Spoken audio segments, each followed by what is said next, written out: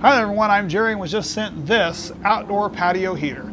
This is a great addition to our outside because we've been looking for a great way to bring the indoors out. This is 88 inches tall and a 19-inch base, so it's very compact, but will be very portable because it has some built-in wheels that can be removed and under tank storage for easy hidden tank. So I'm going to get this thing put together and we're going to show you how we use it. The instructions are all really well laid out in the book that they provide, and the nice part is too, this kit also includes the tools that you're going to need to actually put this together, which is just a Phillips head screwdriver and this little wrench here. But if you have access to power tools, obviously you can speed things along. I've gone ahead and put the wheels on the base as the first move here, so those are on there, which is nice to have the wheels as an option. And we're going to be taking these pieces here, this nice aluminum pieces here, so keep this nice and lightweight, and they are simply going to lock in place around the edges of this.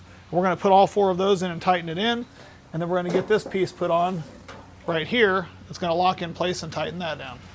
We've got this base part here with these wheels. It's going to allow you to easily move that around, so I can see how easy that's going to be, which is going to be great.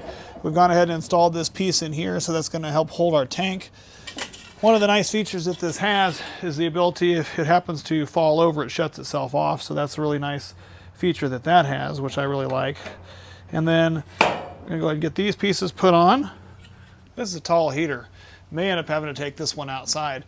This is again 88 inches tall, so you got to make sure you've got the clearance for the heat.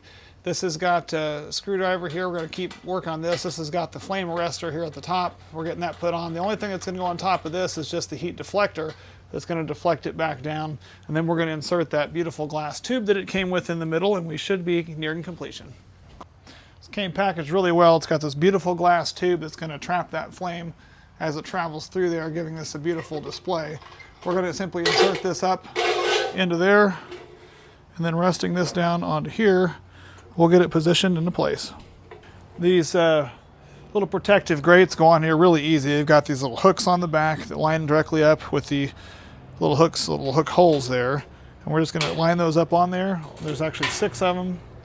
Make sure that they get all pressed in there and lined up like that. And then there is this little fixing bracket, it looks like this, that came with there. That's just going to simply place on here. We're going to put one screw in there, and that's going to hold that down and keep it from coming up. Putting the side pieces on is extremely easy. It's got 6 of these little screws here. We're going to put them on just by setting this up here like that and just lining them up with the provided holes. I'm going to go ahead and set a couple of them in there and get them in there finger tight, and then I'm just going to go ahead and screw them in with the power screwdriver.